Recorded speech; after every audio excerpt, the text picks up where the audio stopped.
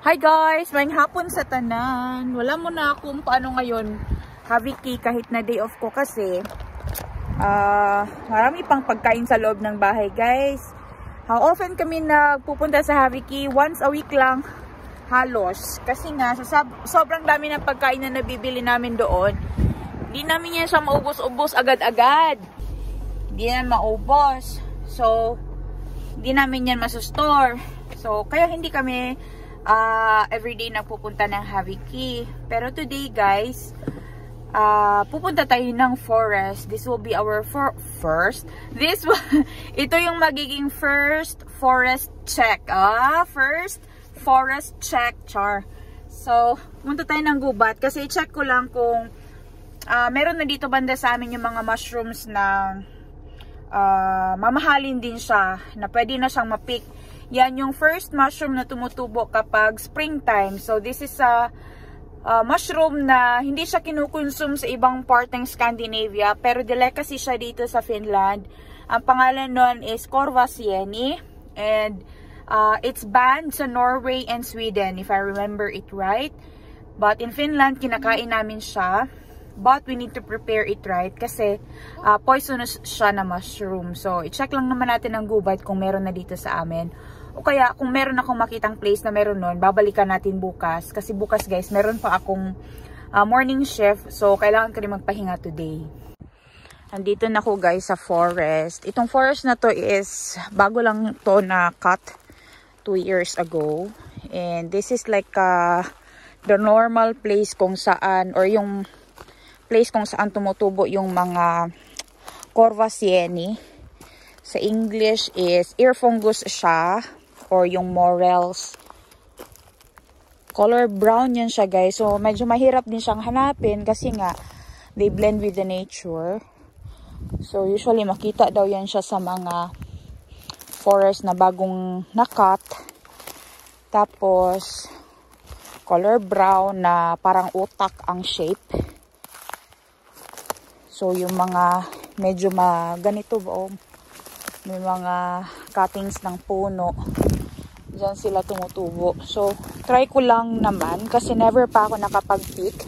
Pero sabi ng lola ni Nico, this is the best time to pick them. Kasi season na sila and napakasarap talaga na mushroom daw nun when you prepared it right. So, maghahanap lang naman ako, magbabaka sakali na makahanap ako. Malayo-layo na rin ang nalakad ko guys. Kapagod na ako. Hindi na ako sanay maglakad sa gubat.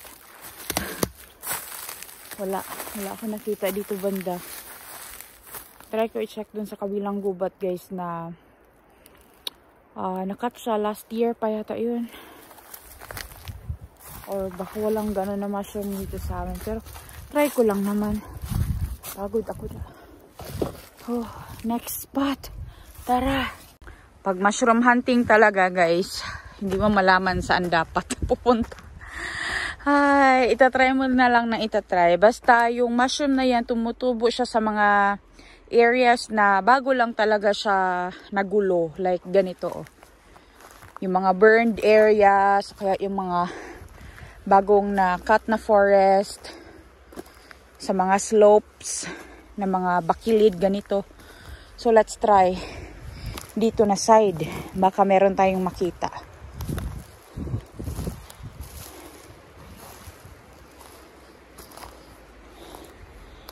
Purbida ni atong pangita di magpakita. Huy, nya. Pareho sila ng itsura ng color ng ano ba, ng tawag nito, pine cone. Majok-jok din ako usahay ng pine cone. Yung mga may ganito oh. Diyan sila tumutubo sa palibot niyan. Pero wala pa ako nakita guys. Hanap muna ako. Si Nico guys, so andyan oh. Tumitingin. Galing siya dun sa forest nila guys, kumuha ng kahoy. Yan, ay sobrang dami din pala. Akala ko konti lang yung kukunin niya. Marami din pala to yung ano, mga birch na nakuha niya. Yan, nag-stop. Kichismis din yan dito.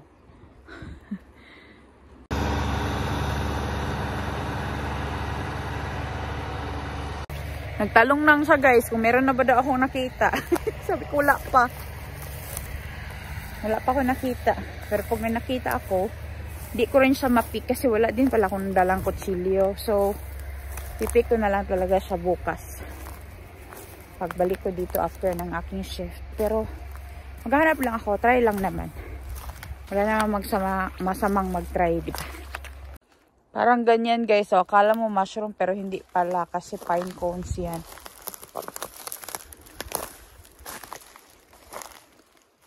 A couple of years dito magkakaroon to ng maraming chanterelles.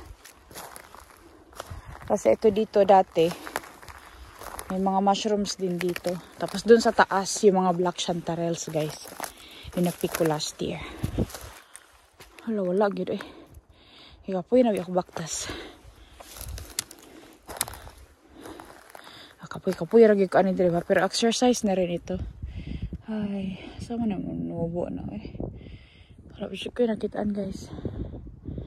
Wad ana ba paglaom ani. Sa kaduko-duko na ako guys, ako nakita kay tae naman hinoon. Tae man ni sa deer oh. Dili man ni ana tae sa rabbit guys kay lingin man nawarag. Dry kayo kato kay brown. So tae ito siya sa deer. Ay. Diyos me yung marimar.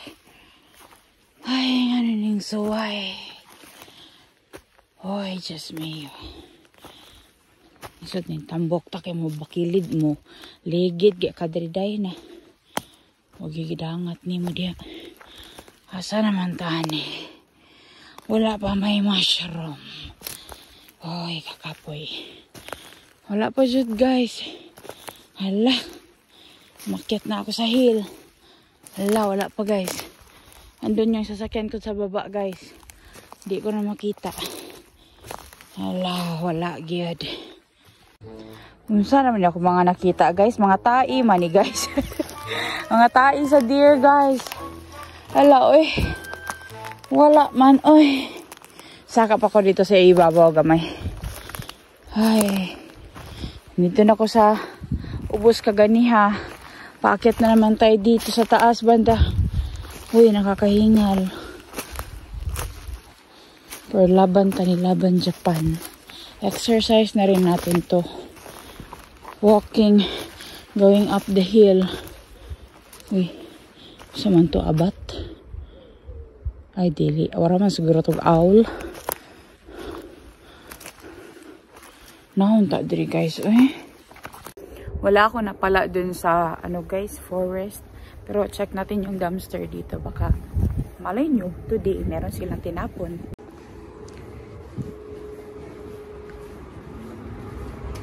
At bago man ilang basurahan guys.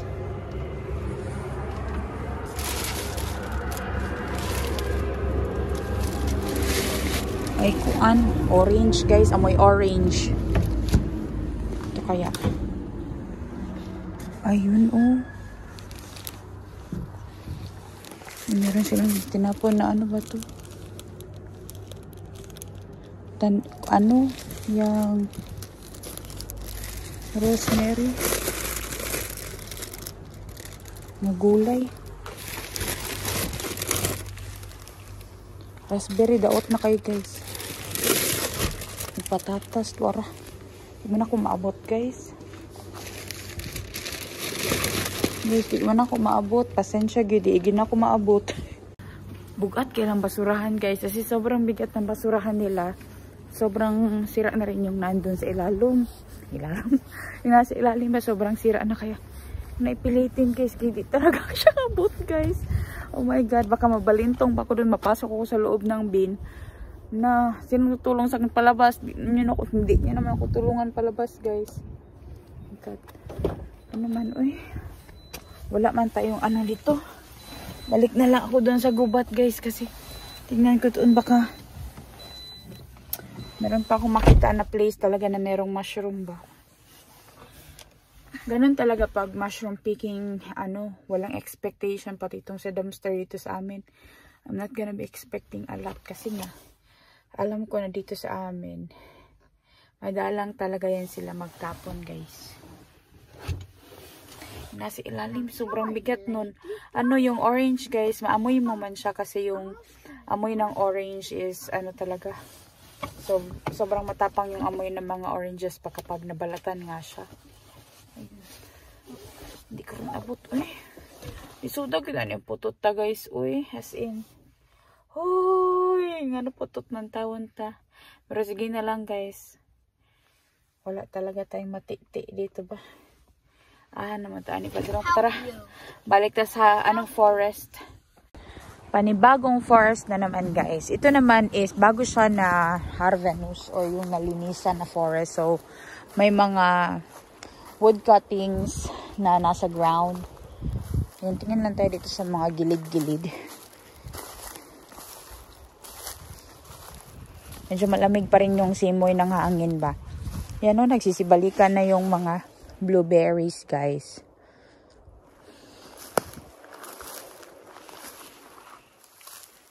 Parang hindi yata ako pang Corvacieni talaga. Kasi mas marami talaga akong napipik guys ng mga chanterelles compare sa mga ibang mushrooms.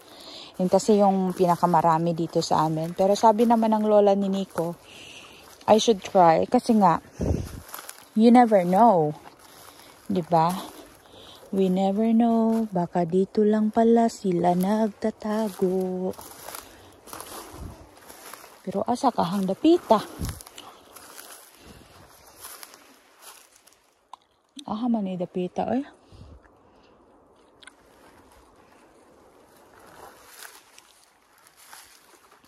Maning dapita. Man banda. Banda, dapita. Kahit isa lang talaga guys makita, may makita ako. Happy na ako nun. Makita lang ako, happy na ako. So, wala pa man jud eh. May sikyan asala nanubo no. Dito ta banda kay na mga putol-putol dito na mga kahoy. Tingin-tingin sa baba. Yung iba dyan, ibang tinitingnan sa baba. Pero tayo, maghahanap tayo ng makakain na tumutubo sa baba. Yan. Try natin dito na side. Kita nyo yan. Nakaano siya. Nalinis ito. Siguro last year pa ito nalinis kasi sobrang dry na ng mga dahon na andito. Hindi ko to napuntahan last year dito na side ba. Ibang forest na naman to guys. Malapit to sa bahay. Doon sa kabilang side. Yung gubat doon sa kabila. Doon ko nakuha yung mga black chanterelles. Wala man. Uy, asa man gina sila manubo. Nailad kasi tayo yung parang ganyan ba oh. Pero ano man yan siya. Pine cones. Uy, parang ang hirap niya hanapin. Ayaw pa hanap guys. First time ko nagpunta dito na side ba. Last year kasi sobrang haba ng mga damo. Hindi ko siya mapuntahan. Siguro swamp ito dito guys. Kasi tingnan nyo yung mga puno dito. Hindi siya masyadong tumaas. Baka may tumutubo dito na carpalo or yung cranberry no. Cranberry. Kaya yung tawag nito laka. Kasi sa mga ganito na area tumutubo yung mga ganong berry. I just hope this year may makita tayong bago dito. Babalikan ko to. May bago akong nakitang place dito. Para siyang sighum. Unsa man ni? Lahi lagi ni siya na tai. Puro tai gid ako nakitaan guys. Wayan tai na naman yan oh. Anong klaseng tai kaya yan? Pakita ko kay Nico. Parang kakaiba yung tai niya yan. Parang swamp ito dito oh. Mga patay-patay na kahoy. Wala talaga akong nakita guys. Sabi daw is sa paligid niyan sila tutubo. Pero wala talaga ako nakita. Mga pine cones. Lahat ang nakita ko. Hala. Mag-undang na taani kay. Wala man jud.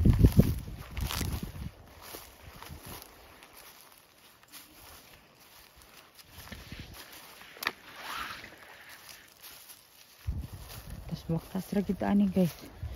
Oh, di ba naghagbulbul diri sa forest sa Finland guys, maraming bulbul. Pero hindi ito bulbul, ang tawag nito is nava. Tumutubo sila sa tabi ng mga puno. Hindi sa tabi ng mga puno, sa puno talaga. Ayan oh. Yan. Yan oh, yan. Hindi yan bulbul guys ha, nava ang tawag dyan. It means na yung area na to, yung hangin is malinis. Sasakit talaga legs ko nito guys kasi sobrang haba ng nilakad ko. Wala pa akong exercise talaga kasi sa trabaho ko guys. Ay, pagoda talaga ako after. Ayoko na mag-exercise. Kaya kapag summer and autumn, yan yung pinaka-exercise ko kasi maglalakad ako sa gubat. Ma-enjoy ko kasi yung lakad sa gubat kesa mag-treadmill. Ayaw na lang guys. Gawa ko na lang yung color. Drawing lang. Ay, wala man gidri banda eh. Yeah, uwi na lang ako ng bahay guys. Gagawa ko ng hapunan namin. Try ko na naman yung ibang forest, yung ibang area na nakat din nila. Yeah. Wala tayong ano ngayon. Failed tayo, but it's okay.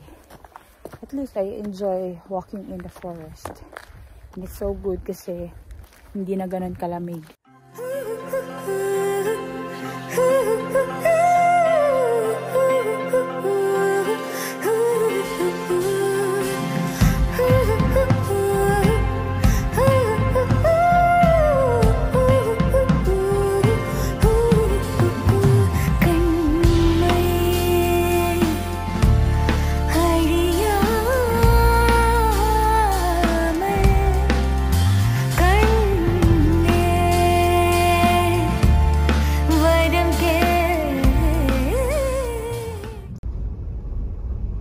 It looks like a turkey.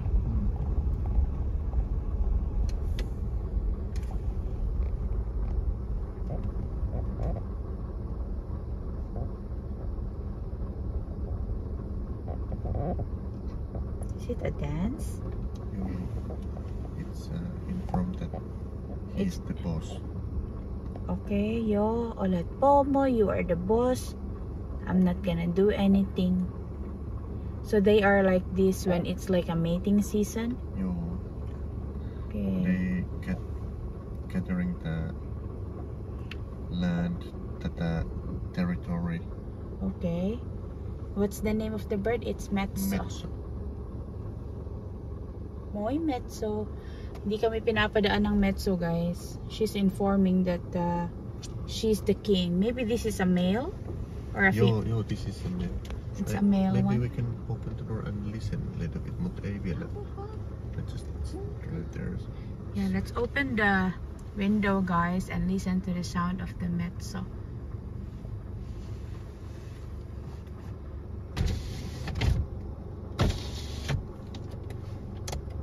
Oh no, it's getting angry.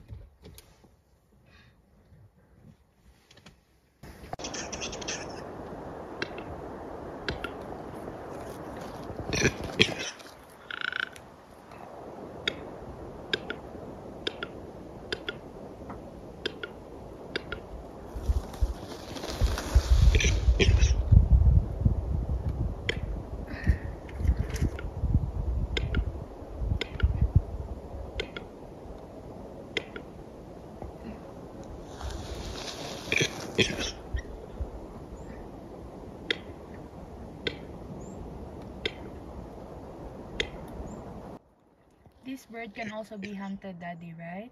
No, but it's not lots of them. Yeah, So and this is beautiful. also not the season for hunting them because it's mating season now. But it's so beautiful. Usually they gathering like open area. Yeah. Maybe this, he think that this road is good. So they might hear the sound and see her dance. Ah, it's like But- with a peacock. Aggressive. It What can, if I see something like this bird in the at forest? time maybe just try to avoid it. It may attack it, not kill you, but it will hit you in the wing. It's so sharp. Or use the like what is this, nails and Okay. the nokka. Okay. It will. They're wild, guys. You know, it can. And it's not look for your size or anything. It's just Yeah. charge you. But it looks so beautiful. You know. This is one of the nicest things in Finland that they like. When you go to the forest, you will see a lot of forest animals that are freely moving and people respect them too. Yeah, it's So actually nice. it's very popular for hunting this, Yeah. but for here we don't have that. You don't hunt Very- this here in Hamminkoski? Yeah, there's some, but So beautiful, guys. maybe it's more nice there, a little bit north, east.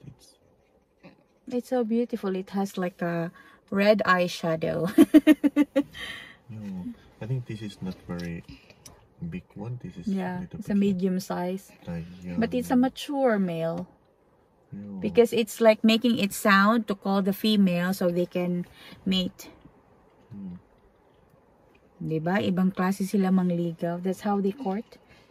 Normally it's a like big open area, and these males, they fighting, and who's the winner mate them all. Ah, They have like a harem. really? Ayan na guys, tinitingnan ako. Oh my god, no. I'm not gonna do anything. I'm not gonna harm you. But you seriously need to run if you facing. It's not let you Oh my god. get out very She's easily. out. He is outside, guys. He's guarding. I got scared because I opened the window quite wide. Ayaw umalis, guys, sa harap namin. Ayun, no. Ala. Ayaw kami paalisin, guys. It's showing that he is the boss. I'm the boss of this place. Uy!